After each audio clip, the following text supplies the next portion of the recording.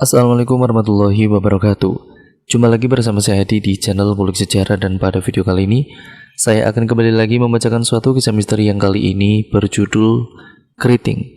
Cerita kali ini ditulis oleh Mbak Desi Prayogo 1 atau Emak. Nantinya kalian juga bisa mengunjungi thread beliau secara langsung. Nah, kalian pasti kangen kan dengan tulisan-tulisan dan cerita-cerita dari akun Desi Prayogo 1 atau Emak. Nah, kali ini saya akan membawakan kembali. Jadi persiapkan diri kalian, gunakan earphone terbaik kalian dalam mendengarkan cerita kali ini, karena ceritanya benar-benar sangat menarik untuk kalian tonton sampai akhir nanti. Yuk, daripada kita lama-lama, mari kita langsung saja ya teman-teman, mulai ceritanya.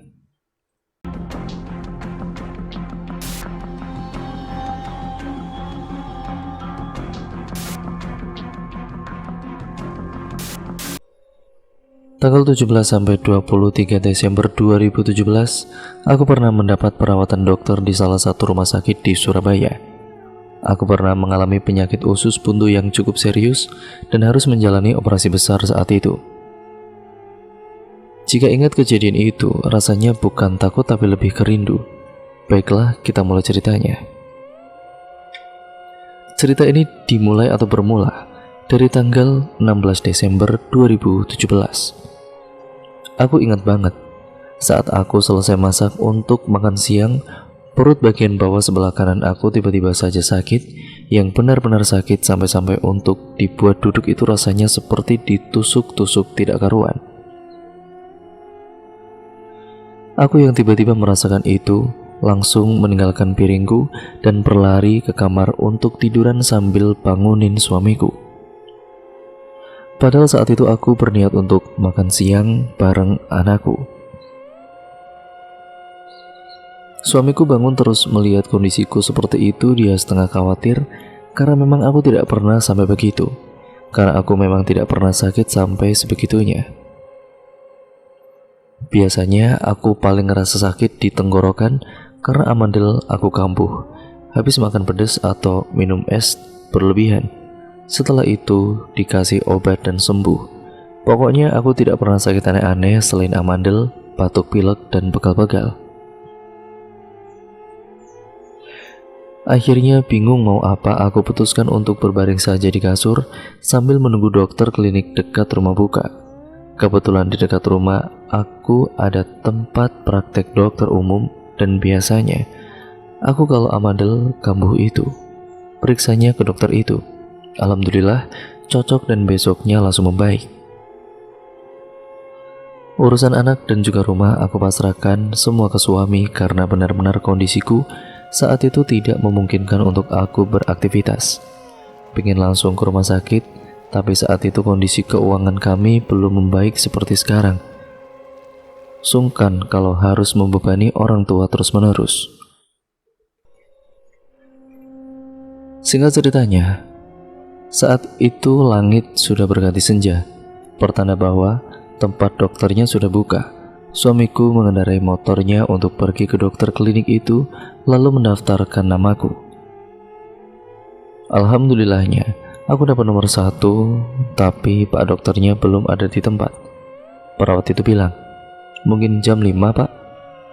Masih ada waktu setengah jaman, batin suamiku juga. Karena kondisiku juga tidak memungkinkan untuk naik motor, akhirnya suamiku memanggil becak yang ada di depan gang. Saat pas jam 5 aku berangkat dari rumah ke tempat klinik itu. Aku beruntung karena aku tiba bersamaan dengan dokternya sekarang. Setidaknya aku tidak menunggu lama.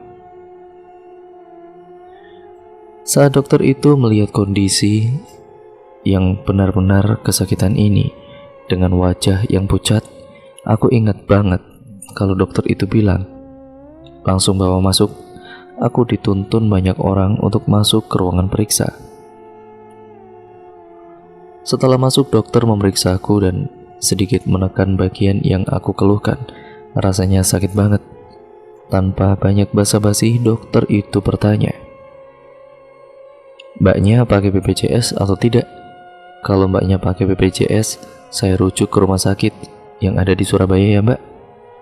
Kalau tidak, mbaknya bebas mau pilih rumah sakit di mana. Karena kondisi Mbak yang sudah parah, saya sarankan untuk rumah sakit terdekat saja.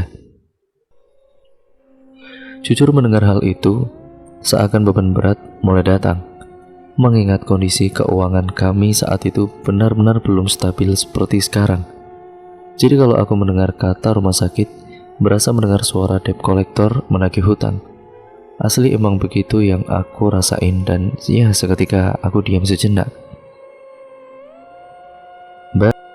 Mbaknya gimana? Pertanyaan dari dokter itu membuyarkan lamunanku.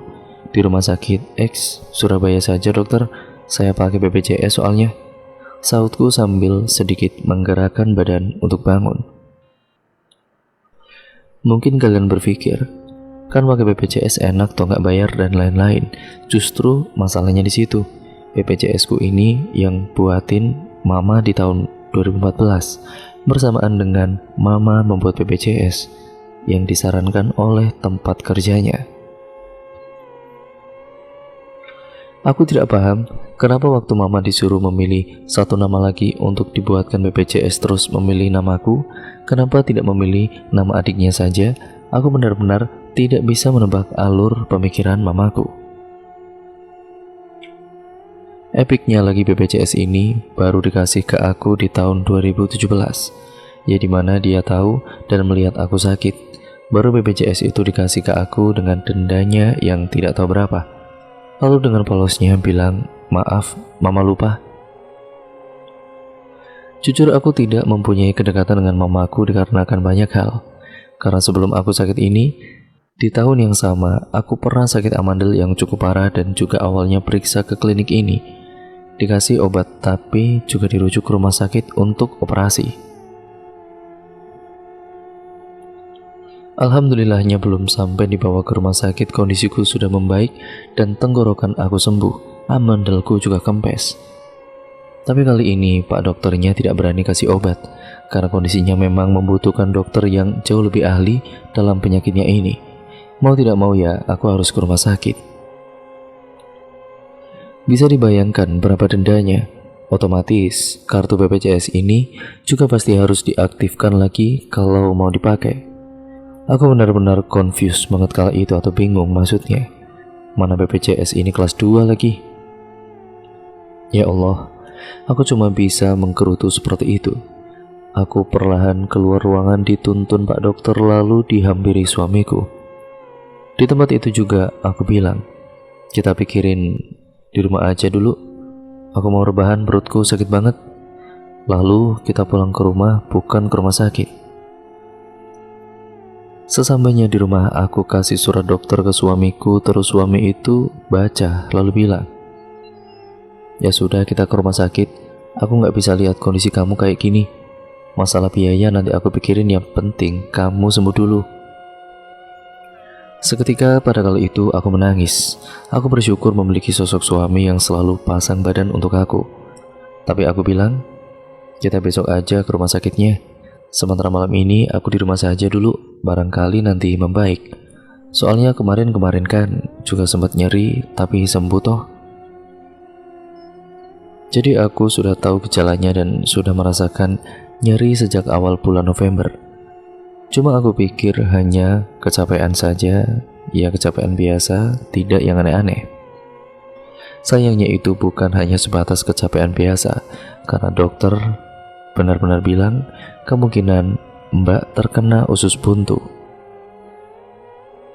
Kondisiku saat itu tidak karuan dan membuat suamiku akhirnya memutuskan untuk stay di rumah.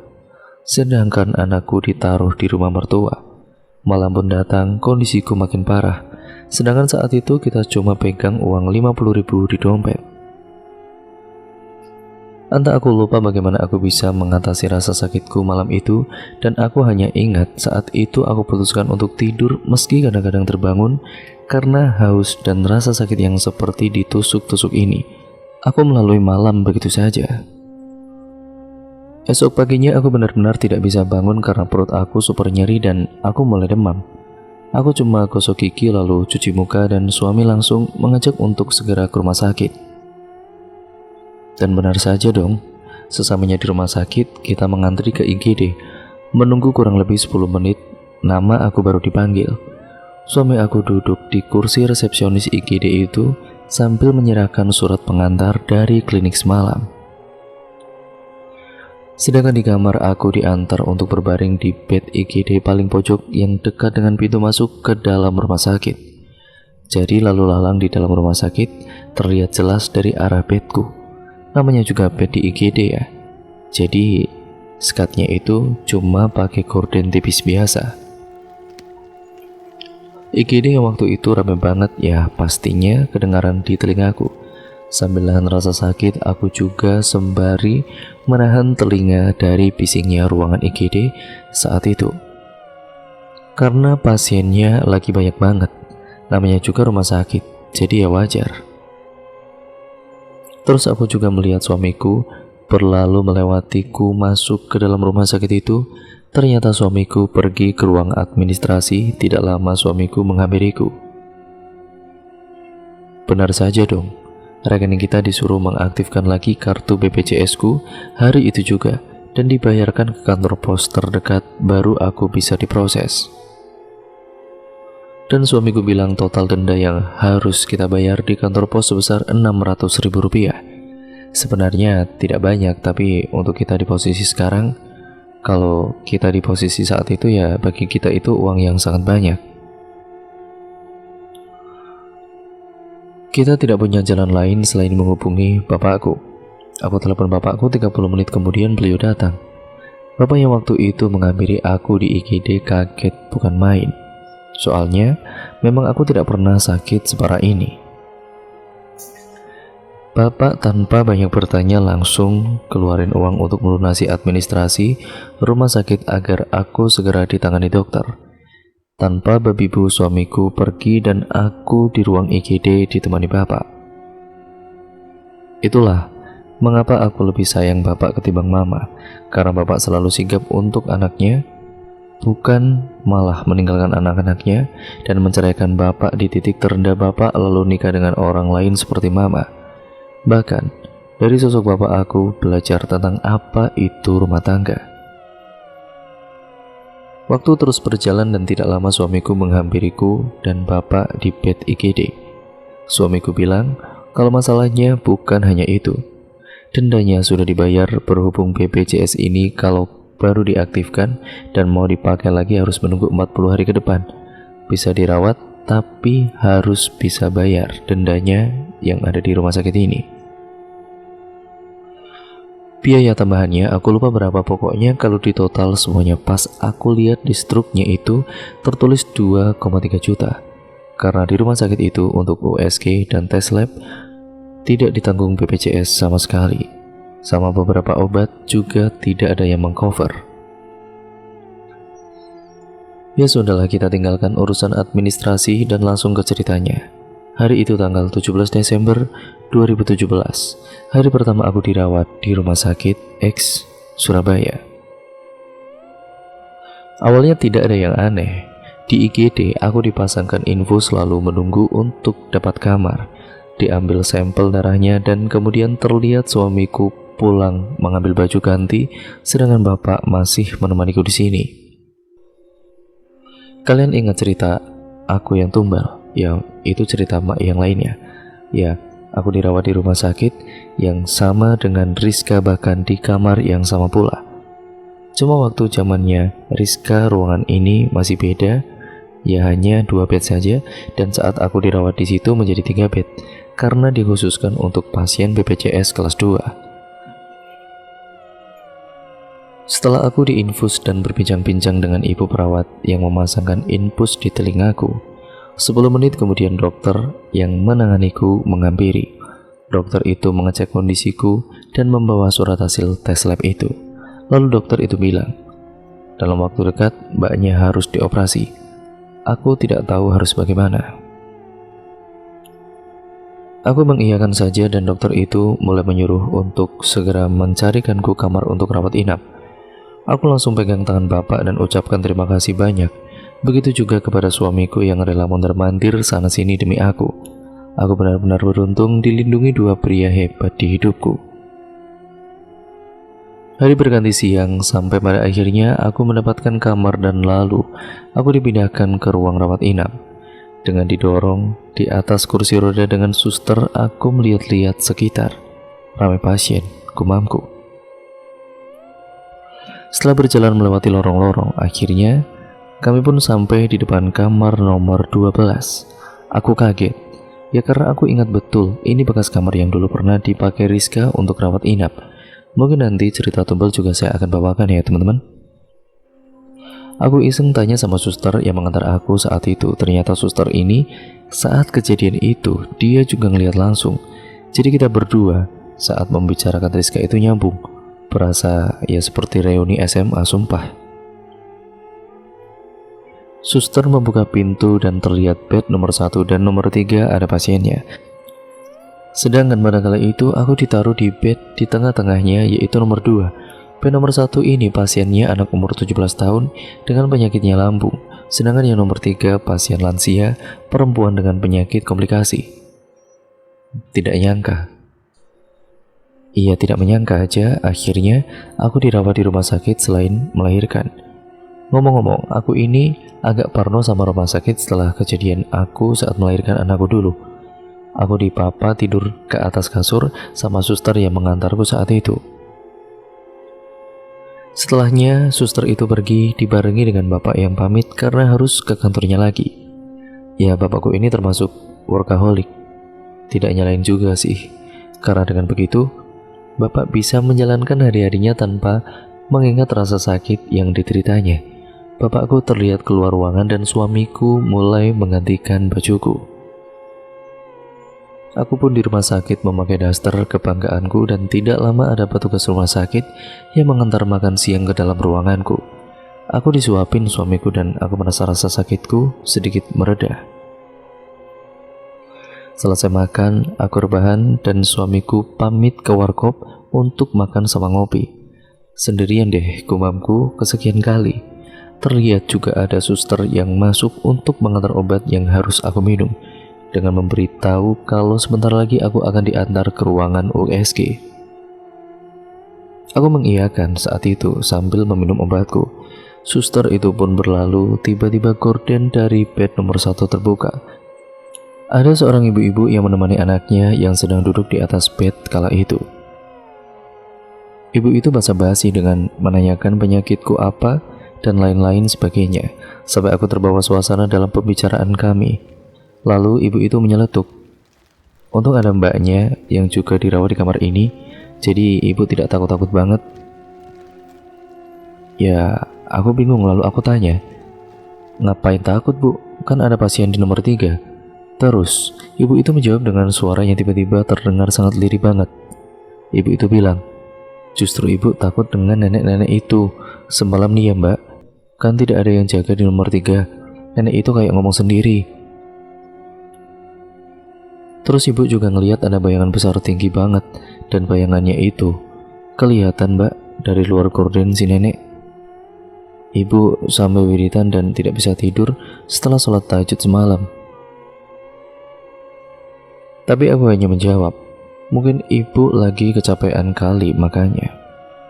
Selain menenangkan si ibu, aku juga sedang berusaha menenangkan diriku sendiri. Aku berusaha menenangkan diri sambil menunggu Jin untuk ke ruang USG, sedangkan si ibu pamit kerja dan gordennya si anak minta untuk ditutup saja. Ya gak apa-apa sih, toh di bed nomor 3 ada yang jaga jadi tidak sendirian aku. Cuma memang keluarga bed nomor 3 ini seperti tidak kerap ya kayak ibu-ibu ya di nomor 1 itu. Jadi ya aku tidak kenal. Tanpa disangka-sangka teman-teman aku pada datang nengokin aku di rumah sakit itu.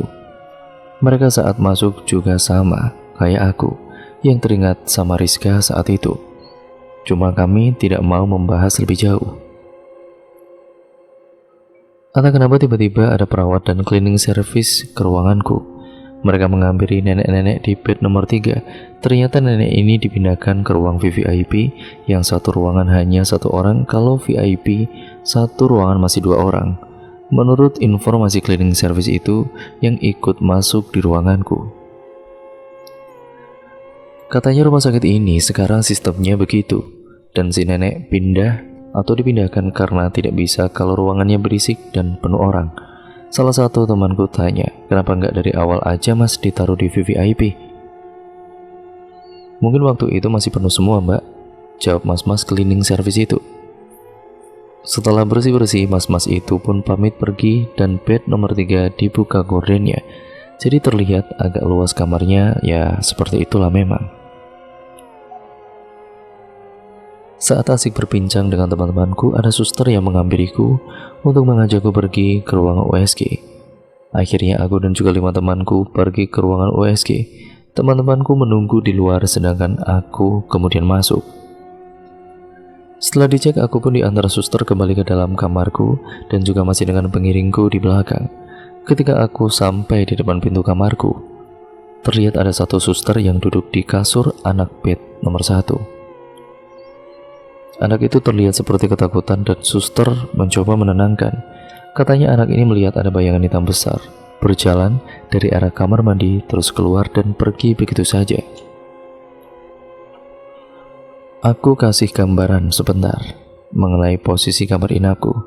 Jadi kalau kita buka pintu itu ada 3 bed nomor 1, tengah nomor 2, dan pojok bed nomor 3. Di samping bed nomor 3 itu ada kamar mandi dan wastafel.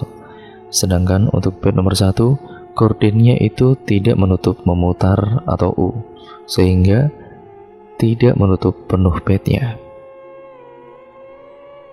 Kalau bed nomor 2, di sebelah kanannya termasuk bedku itu gordennya bisa menutup penuh. Paham kan? Kalau gorden dia itu nutupnya cuma setengah, yaitu L.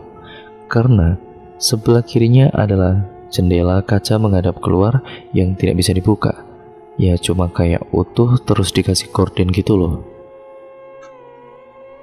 Saat anak ini main laptop, kan gordennya dia tidak menutup sampai ke arah jendela. Jadi kayak ada celah kecilnya gitu. Bayangan itu yang awalnya hanya terlihat dari balik gorden, saat melintas menembus pintu dia melihat jelas dari celah selambunya. Saat itu juga dia langsung panggil suster. Pas aku masuk situ, anak ini minta untuk gordennya dibuka saja. Sambil mencairkan suasana, temanku nyalain TV dan ada sebagian yang mengajak dia berbicara. Dia juga bilang, baru kali ini TV-nya itu dinyalain sejak aku opnam 2 hari. Ya karena si nenek nggak bisa dengar suara berisik mbak. Aku dan teman-temanku yang dengar itu cuma bisa saling bertukar pandangan karena merasa aneh banget. Tapi ya sudahlah, kami pun kembali ramai lagi. Dan anak itu nampaknya sudah mulai lupa dengan apa yang dia alami. Hari semakin sore dan teman-temanku harus pulang karena jam kunjungan sudah habis.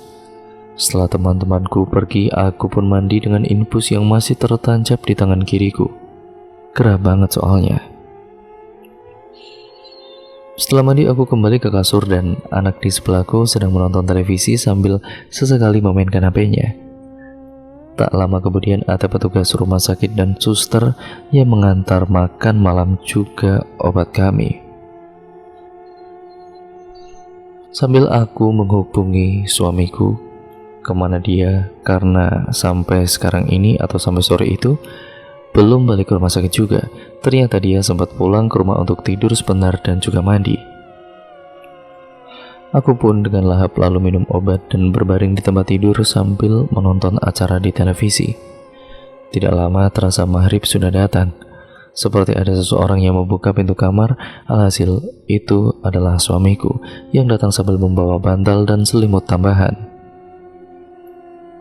Malam itu suamiku menemaniku di rumah sakit. Tidak lama juga ibu dari bed nomor 1 datang. Beliau bertanya di mana nenek sebelahku. Anaknya pun menceritakan semua yang terjadi hari itu. Ibunya kaget tapi mencoba untuk biasa saja atau sekarang sudah better atau lebih baik. Hari pun terasa semakin malam. Saat kita berempat asik ngobrol, ada 2 dokter laki-laki masuk ke kamar kami. Ternyata itu dokterku dan dokter anak sebelahku. Dokterku memberitahukan besok pagi 18 Desember 2017 pukul 10 pagi aku akan operasi. Aku benar-benar deg-degan bukan main. Sedangkan dokter anak itu bilang kalau besok pagi anak ini sudah bisa pulang karena kondisinya sangat-sangat baik. Entah kenapa aku mendadak lemas. Ya iyalah lemas karena aku bakal sendirian di kamar ini. Tapi suami dan juga ibu anak itu mencoba menenangkan. Okelah, aku pun tenang. Malam pertamaku di rumah sakit ini berjalan baik-baik saja, sampai akhirnya aku terbangun. Kurang lebih pukul 5 pagi, ya karena suara dari speaker setiap ruangan, dan ada beberapa perawat masuk sambil berdoa bersama dengan dipandu seseorang di balik speaker tersebut. Rumah sakit ini memiliki kebiasaan seperti itu. Setiap pukul 5 pagi akan ada suara terdengar dari speaker yang memberi aba-aba seperti membangunkan pasien untuk berdoa dengan beberapa suster yang masuk ke dalam ruangan. Hasil tersebut terus berulang-ulang sampai 1 minggu lamanya aku dirawat di rumah sakit itu. Lalu sekitar pukul setengah 6, ada 3 suster masuk ke ruanganku untuk mengecek infus dan tekanan darah. Begitu juga di kamar sebelah. Terlihat anak itu mulai lepas infus karena hari itu aku mau operasi. Suster bilang kalau aku harus puasa, dan saat aku ingat saat itu aku hanya minum segelas saja. Pagi pun datang, anak bed nomor 1 sedang sarapan dan si ibu sedang berkemas. Suamiku setelah mandi pamit untuk cari sarapan dan juga ngopi. Tepat pukul 9 pagi, ada beberapa perawat yang mengganti infusku dengan infus khusus dan memasangkan beberapa alat, entah namanya apa, kebutuhanku. Bersamaan dengan itu, ibu bed nomor 1 pamit pulang ke arahku karena jemputannya sudah datang, dan aku melambaikan tangan ke arah mereka. Setelah suster memberiku infus khusus, mereka menggantikan bajuku dengan baju operasi bertuliskan nama rumah sakit tersebut. Tiba-tiba aku seperti pasrah saja saat memakai bajunya. Terus terang aku parno dengan ruang operasi. Aku seperti memasrahkan semuanya, hasilnya, dan memohon untuk dilancarkan operasinya serta selalu dalam lindungannya. Selesai itu suster keluar. Terlihat suamiku ternyata sudah di depan pintu. Dia masuk dan juga jalan ke arahku. Semangat pun, bisik dia sambil menciumku. Jam 10 pagi kurang 5 menit. Ada 2 suster menghampiriku dengan kursi roda. Aku pun dipapah naik ke kursi roda itu dengan suster, dan suster terlihat membawa beberapa dokumenku. Ya, kami pun naik ke ruang operasi dengan lift. Terlihat juga suamiku mengikutiku dari belakang sambil telepon bapakku. Kami semua sampai di lorong operasi. Aku masuk dan suamiku menunggu di luar. Setelah masuk, aku disuruh naik ke kasur dorong yang ada di lorong ruang operasi. Dengan perasaan was-was, aku juga dengan 2 suster benar-benar masuk ke ruang operasi. Bau obat-obatan khas rumah sakit benar-benar tercium saat aku memasuki ruang operasi. Aromanya sangat kuat sekali. Aku melihat-lihat ke samping kanan dan kiri. Aku hanya melihat alat-alat kedokteran yang seketika membuat nyaliku ciut. Dan di dalam situ aku harus dipindah lagi di kasur yang atasnya ada senter besar. Ya, besar banget lah, lumayan dan benar-benar terang. Sepertinya aku akan dioperasi di atas kasur itu. Aku pindah lalu rebahan di atas kasur. Terlihat kurang lebih ada 3 dokter dan 4 perawat kalau gak salah. Rambutku mulai dimasukkan ke penutup rambut. Ada beberapa perawat yang memasangkan alat di dadaku. Terus ada 1 perawat yang bilang, "Mbak siap, infusnya sebentar lagi saya suntikan melalui infus ya." Mendengar itu, aku memegang tangan salah satu perawat di sebelah kiriku dan aku benar-benar lemas sampai keluar keringat, padahal di ruangan itu sangat dingin sekali. Aku ingat banget kalau sempat ditanya suster sebelah kiriku dengan pertanyaan, "Ini gak sakit kan, Mbak?" Sebelum akhirnya aku terlelap dalam obat bius yang disuntikkan melalui infusku. Selanjutnya apa yang terjadi aku tidak tahu karena aku tertidur pulas banget. Lalu aku terbangun pas di saat azan maghrib. Karena ini pengalaman pertamaku di operasi, jadi saat itu aku kaget banget saat mengalaminya langsung. Tahu nggak? Pas aku tersadar itu, nyawaku seperti dipaksa masuk ke dalam tubuhku dan itu ngebuat aku sampai menggap-menggap gitu. Paham kan? Yang aku ingat saat pertama kali siuman itu rasa kaku di tubuhku. Tubuhku seperti benar-benar kaku kayak kayu dan perut aku sakit banget. Aku waktu itu pakai oksigen yang penutup mulutnya menutupi semua mulutku dan juga hidungku. Tahu kan? Jadi nggak susah buat ngomong, ditambah bibir aku kerasa kering sekali. Sedangkan suster yang berjaga di ICU tidak sadar kalau aku sudah siuman. Sumpah itu berasa seperti situasi yang tidak nyaman sekali. Aku merasa malah seperti tenggelam di napasku sendiri. Sampai detik ini, aku masih bingung mendeskripsikannya bagaimana, pokoknya aku kapok operasi dan tidak mau lagi. Karena aku masih susah ngomong, akhirnya tanganku tak gerakin untuk memukul kasur dan alhamdulillah ada satu perawat laki-laki yang datang, tapi si perawat ini rese banget. Dia cuma cek-cek dan tidak mau bukain penutup oksigenku karena aku benar-benar hampir tidak bisa napas. Ya, saya tidak tahu kenapa, cuma memang begitu yang aku rasakan. Setelah dicek-cek doang, dia balik lalu duduk dong, seakan gak peka sama yang aku rasain. Sampai akhirnya aku gebrak kasur lagi dan dia baru ngeh kalau aku tidak bisa napas. Akhirnya dia panggil suster yang menjadi penanggung jawab di ICU itu. Seperti kecewa saja gitu sama pelayanan di ICU saat itu. Tidak lama terlihat ada seorang ibu-ibu berpakaian suster menghampiriku. Ternyata beliau kepala ruangan ICU ini. Suster itu bilang minta maaf dan melepas penutup oksigenku. Seketika aku langsung bisa bernapas dengan lega. Beliau memantau pernapasanku melalui monitor di atas kepala. Ternyata pernapasanku sudah bagus, jadi tidak perlu memakai oksigen tambahan. Lalu suster itu mengambil segelas air dan membantuku untuk minum air dengan sedotan sambil bilang, "Selamat berbuka puasa ya mbak." Aku cuma membalas dengan senyuman karena masih sangat menahan sakit di perutku. Suster itu juga bilang kalau aku harus sering latihan miring kiri dan kanan agar tidak kaku. Aku mencoba dan ternyata itu sakit sekali. Aku tidak nerusin dan milih untuk rebahan saja.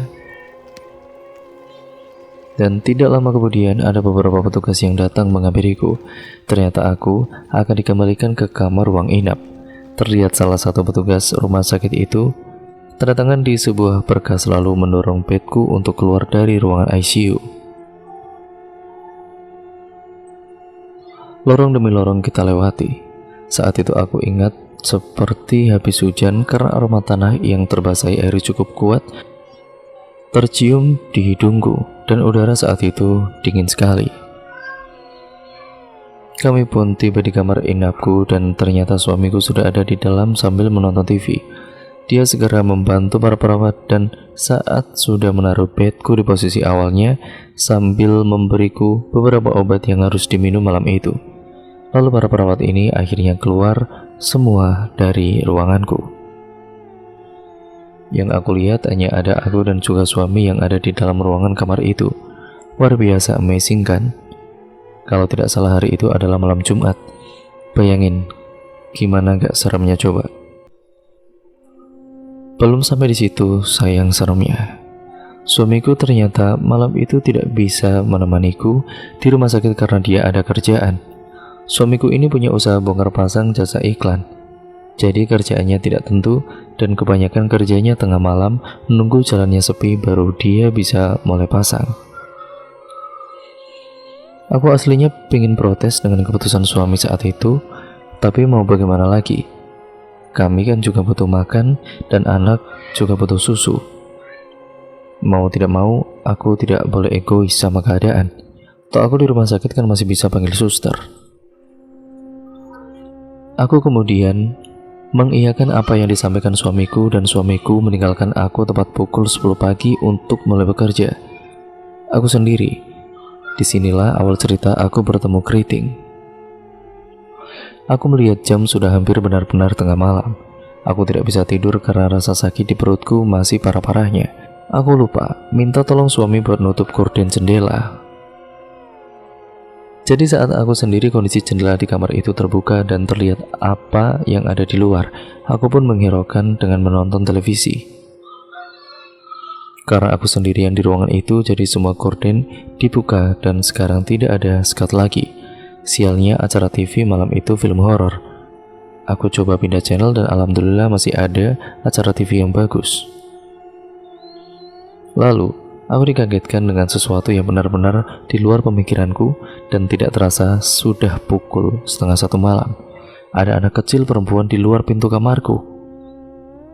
Dia mengetuk pintu bilang, "Tante, boleh masuk?" Sambil sesekali dia memandangiku dari jendela. "Anak siapa ini?" tanyaku dalam hati. Terus aku jawab, "Masuk aja sayang, pintunya gak dikunci." Perut tante masih kaku jadi belum bisa bangun. Anak itu pun masuk ke ruanganku sambil tersenyum dan senyumannya itu manis banget. Anak itu menutup kembali pintu dan menghampiriku. Dia bertanya, "Tante sakit apa?" Aku pun menceritakan semuanya dan kami berbicara banyak sekali malam itu. Seakan rasa takutku tiba-tiba hilang dan berganti suasana nyaman. Anak ini menggunakan payama celana pendek bermotif poni yang atasnya berwarna abu dengan celana berwarna pink. Anak ini lucu, mukanya mungil dengan rambut keriting yang khas banget. Sepertinya dia suka menggunakan bando, karena saat itu dan hari-hari selanjutnya dia selalu memakai bando merahnya. Aroma anak ini enak sekali, seperti dia itu pakai parfum beraroma permen karet yang soft banget, dan anak ini seperti anak yang periang. Aku kira anak dari orang ruangan sebelah yang kebetulan tidak bisa tidur, ternyata bukan. Karena anak ini memakai infus di tangan kirinya, aku terkejut banget saat melihat infusnya. Bagaimana bisa anak kecil yang masih memakai infus pergi keluar kamarnya di tengah malam dengan kondisi cuaca yang lagi dingin-dinginnya, sedangkan bangsal anak itu ada di lantai 2. Bagaimana caranya dia bisa naik lift sendiri? Karena tangga aksesnya kalau malam selalu ditutup, jadi semua dialihkan lewat lift. Masa iya di bangsal anak tidak ada suster yang menjaga? Sampai ada pasien yang anak-anak seperti ini yang keluar dari kamarnya tidak ada yang tahu. Aneh sekali. Tiap aku tanya namanya siapa dan dia sakit apa, dia tidak pernah menjawab.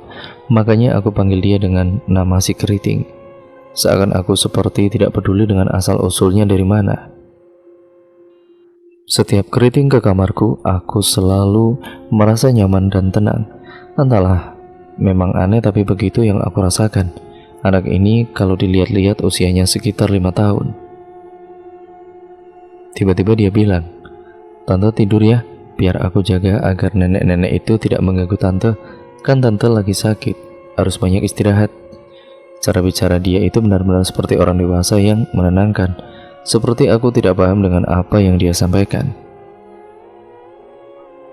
Seketika, aku langsung tidur gitu aja dan terbangun di hari ketiga dirawat di rumah sakit itu. Seperti biasa aku terbangun dengan suara speaker dan sudah ada beberapa perawat masuk di kamarku.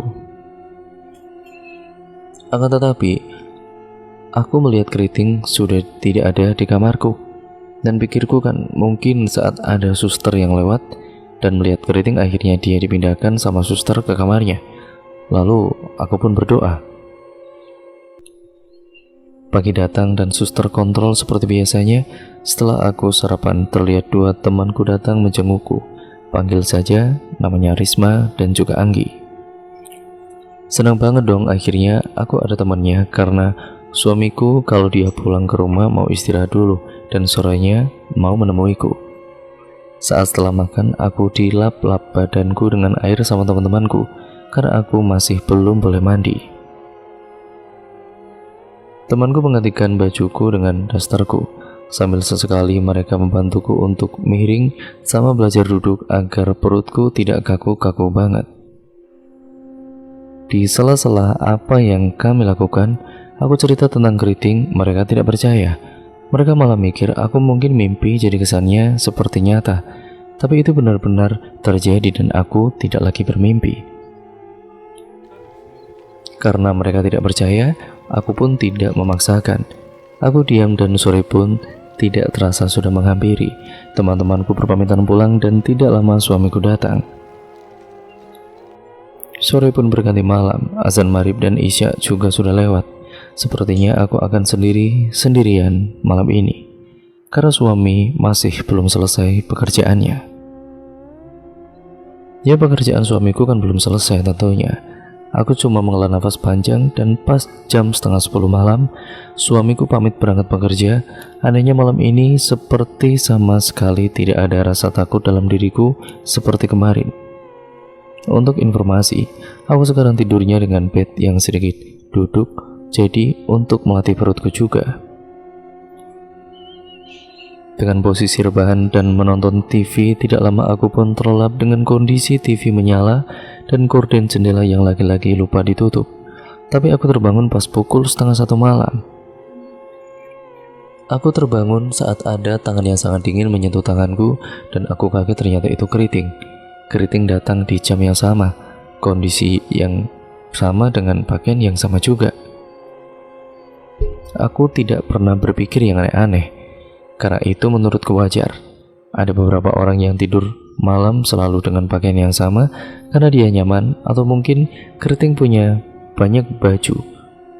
Ya, baju yang sama, tidak hanya satu. Itulah yang membuatku tidak peduli dengan bajunya ataupun penampilannya. "Kamu ngapain kesini?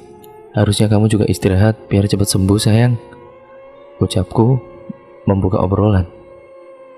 "Tidak, aku mau nemenin tante biar tidak dijahatin nenek-nenek," jawab dia dengan lagat anak kecil yang polosnya itu. "Tapi di luar dingin sayang, tidak baik buat kesehatan kamu," timbaku, dan hanya dia balas dengan senyuman yang manis banget. Kita akhirnya ngobrol sebentar, sampai entah tiba-tiba aku tertidur dan terbangun di pagi dengan kondisi yang sama. Ini adalah hari keempat aku dirawat di rumah sakit. Suamiku terlihat datang pagi karena setelah sarapan aku kedatangan suami dan mertuaku juga orang tuaku. Tidak ketinggalan juga anakku. Pagi itu aku bahagia, mendapatkan semangat untuk segera membaik dari orang-orang yang aku cintai. Tidak terasa siang menyambut. Semua orang pulang dan suamiku mengantar mertuaku ke rumahnya sedangkan bapakku pulang dengan sopirnya. Aku kembali sendiri di kamar itu. Makan siangku datang. Aku makan sendiri di kamar itu dan meminta tolong kepada suster untuk memanggilkan cleaning service karena kamar mandiku sangat bau sekali. Tidak lama kemudian, cleaning service itu datang. Terus Mas ini ngobrol-ngobrol sama aku banyak hal. Mas ini juga cerita tentang nenek-nenek yang tidur di bed nomor 3 itu. 2 hari yang lalu, ternyata dia sudah meninggal dunia. Aku merasa terkejut dan tidak menyangka sama sekali. Cleaning itu juga menambahkan kalau sejak kematiannya, para suster seperti diteror sama arwah nenek itu tanpa sebab, dan membuat hampir setiap suster tidak mau berjaga di luar ruangannya. Pas aku pikir-pikir benar juga, karena akhir-akhir ini suster kontrol ke ruanganku sedikit lebih awal dari biasanya. Saat cleaning itu selesai dengan tugasnya lalu pamit keluar ruangan. Tiba-tiba aku ingat sama apa yang diucapkan keriting soal nenek-nenek yang selalu dia sebut. Jujur bulu kutuku saat itu langsung merinding tanpa sebab. Suamiku datang ke rumah sakit setelah mengantar mertua pulang. Aku lega karena ada temannya, tapi aku juga tidak senang. Ya karena suamiku bilang malam ini dia juga belum selesai ataupun belum bisa menemani aku karena pekerjaannya belum selesai itu. Rasanya mau marah tapi percuma, malah terkesan seperti anak kecil saja. Aku hanya mengangguk. Malam pun datang dan seperti biasanya, suamiku pamit untuk kerja, aku sendirian di kamar itu. Kali ini gerimis. Aku terbangun lagi tepat pukul 12:30 malam. Saat ada bibir kecil dingin mencium pipiku. Ya, itu adalah keriting. Aku membenarkan posisi dudukku karena aku sudah bisa duduk pelan-pelan dan mulai mengobrol dengan dia.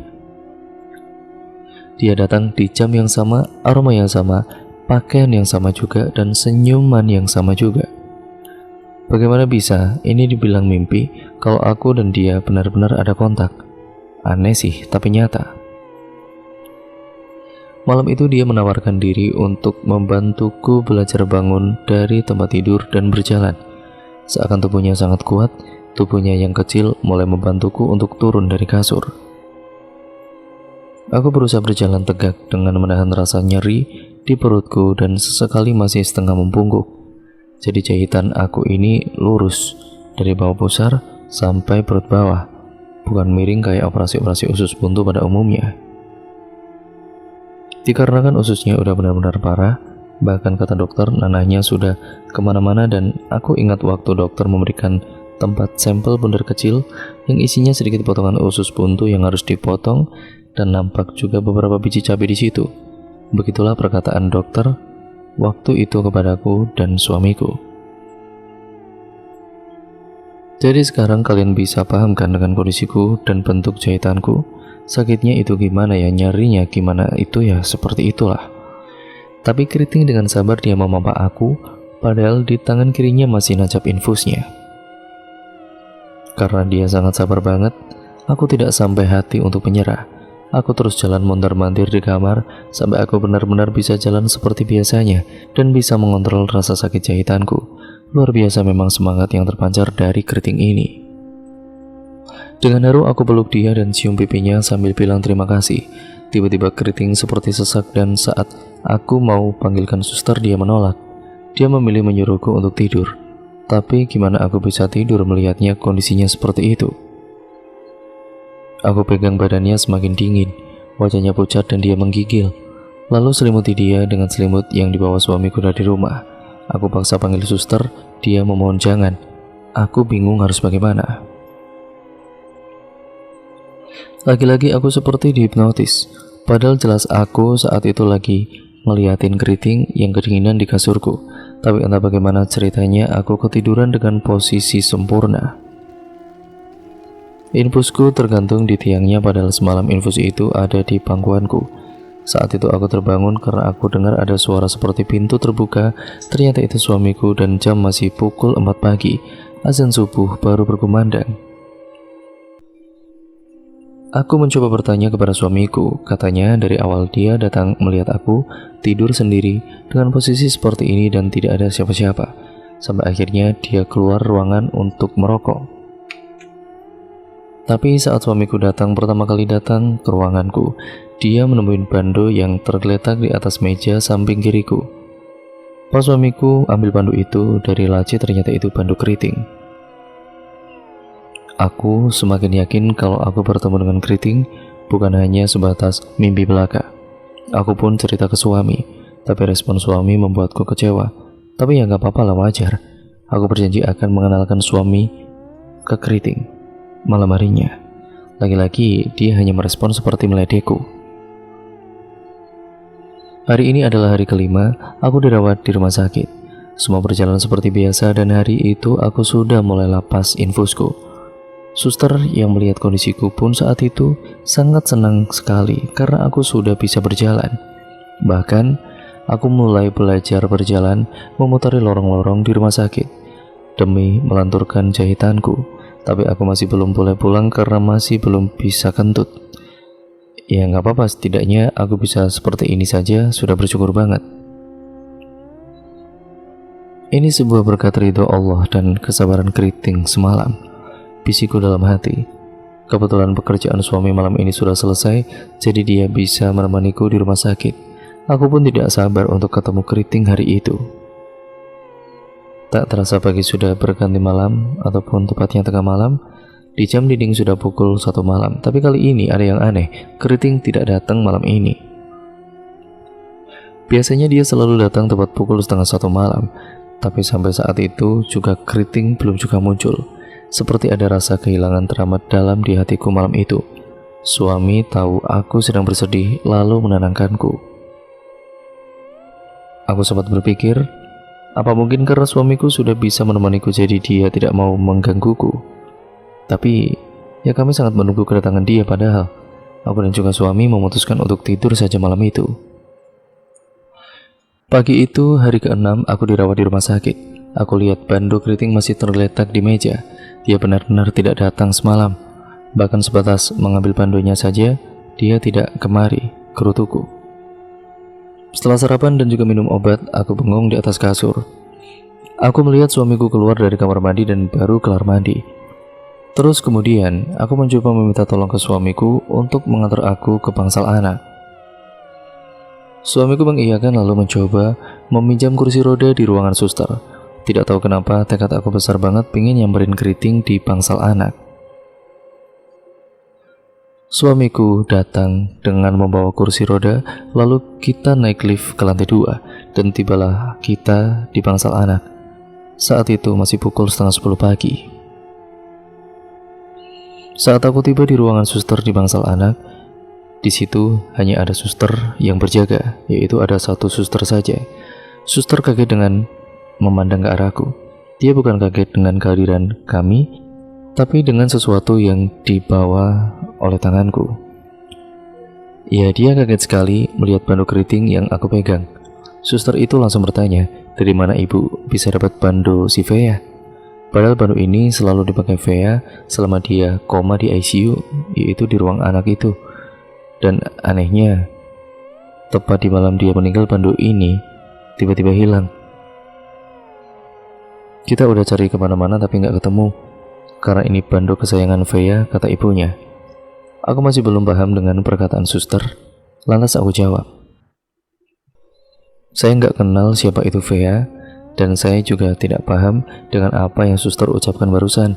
Saya kesini cuma pengen ketemu sama anak yang punya bando ini. Saya nggak tahu namanya.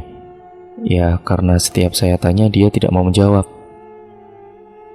Dia selalu datang ke kamar saya tiap malam sejak malam saya selesai operasi itu sampai malam keempat saya dirawat di sini. Dia selalu menemani saya dan selalu tepat pukul 12:30 malam. Dia seorang diri. Dengan infus di tangan kirinya, baju piyama warna abu, pink motif poni, rambutnya keriting dan bando ini, dan dia selalu pakai parfum permen karet. Ekspresi suster itu seperti syok mendengar perkataanku. Tubuhnya lemas. Aku dan suami semakin bingung. Terus suster itu mengeluarkan ponselnya, menunjukkan sebuah foto dirinya dengan anak kecil, dan ternyata itu keriting atau Fea. Lalu suster ini memulai menceritakan semuanya kepada aku dan suami. Suster itu bercerita, Mbak pemilik bando itu adalah pasien dari bangsal anak yang bernama Aisyah Mafea Nur Cahyono, yang biasa dipanggil Fea. Dia anak umur 5 tahun dan dia pasien anak yang mengidap leukemia tahap akhir. Nyawanya seperti di ujung tanduk, tapi dia selalu ceria seperti tubuhnya tidak merasakan sakit apa-apa. Padahal kita semua tahu kalau dia sebenarnya sedang kesakitan. Foto yang Mbak lihat itu adalah foto di mana Fea baru sehari dirawat di rumah sakit. Dia anak yang baik, bahkan dia selalu meminta ibunya untuk dibelikan susu yang banyak. Lalu ia bagi ke anak-anak yang kebetulan dirawat di ruangan yang sama dengan Fea. Sampai di mana semua anak sudah boleh pulang ke rumah, justru Fea harus dilarikan ke ICU anak karena pendarahan di hidung dan telinganya. Kondisinya semakin memburuk sampai pada akhirnya Fea koma. Sudah hampir 2 bulan lamanya dan tepatnya 2 hari kemarin kondisi Fea seperti tidak punya harapan. Akhirnya Fea mengembuskan napas terakhirnya di jam 12:30 malam di ruangan ICU anak, dan secara tiba-tiba bandonya hilang, Mbak. Sekarang gantian aku yang syok karena hari itu adalah dimana terakhir kalinya aku bertemu Fea yang kondisinya tiba-tiba seperti drop, seperti orang mau meninggal, seperti itulah. Aku mencoba menenangkan diri lalu melanjutkan semua ceritaku dengan detail, dan tanpa sadar aku terbawa emosi lalu nangis. Begitu pula dengan suster itu. Aku benar-benar kehilangan Fea. Besok harinya jenazah Fea dibawa pulang ke Jember oleh orang tuanya. Lalu bando itu aku kasihkan ke suster itu.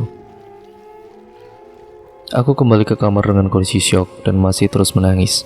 Aku benar-benar merasa kehilangan yang teramat dalam. Suamiku masih bingung dengan apa yang terjadi, tapi dia berusaha terus menenangkanku pada kala itu. Rasanya saat itu aku menyesal sekali. Cuma peluk Fea bentar, harusnya aku bisa peluk Fea lebih lama lagi. Vea, andai Vea bisa baca tulisan tante, Vea pasti tahu kalau tante kangen banget sama Vea. Tante dan juga semua orang sayang Vea, tapi Allah lebih sayang Vea. Tante cuma bisa mendoakan Vea agar tenang di dalam surganya Allah. Vea anak yang baik. Meski tante hanya mengenal Vea dari arwah Vea, tapi tante percaya kalau Vea anak yang sangat baik. Tante kalau ingat saat itu antara percaya dan tidak percaya. Setidaknya, tante berterima kasih karena Vea selalu nemenin tante dan membantu kesembuhan tante. Makasih ya Vea. Malam itu aku lalui dengan penuh haru dan sampai akhirnya aku tertidur. Besok paginya aku sudah boleh pulang ke rumahku dengan kondisi yang sudah bisa kentut dan sangat-sangat baik. Sekian ceritaku kali ini ya teman-teman. Semoga suka dan bisa mengantarkan kalian untuk tidur ataupun ya menemani hari-hari kalian. Dan semoga suka dan bisa menggantikan thread aku sebelumnya juga, kata Mak seperti itu. Terima kasih atas waktunya untuk mendengarkan ceritaku ini. Sungguh sampai saat ini aku kadang berpikir, apa aku halu saat itu?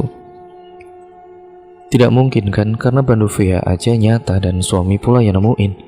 Tapi ya wallahu alam kan, kita nggak ada yang bisa menebak kuasa Allah dan ada sedikit ralat untuk harinya.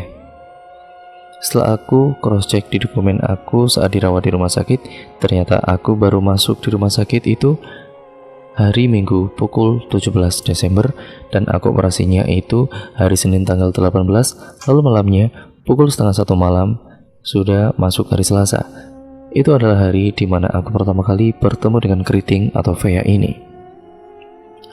Mungkin karena aku ingat banget acara TV horror semua, jadi aku kira itu malam Jumat, ternyata bukan.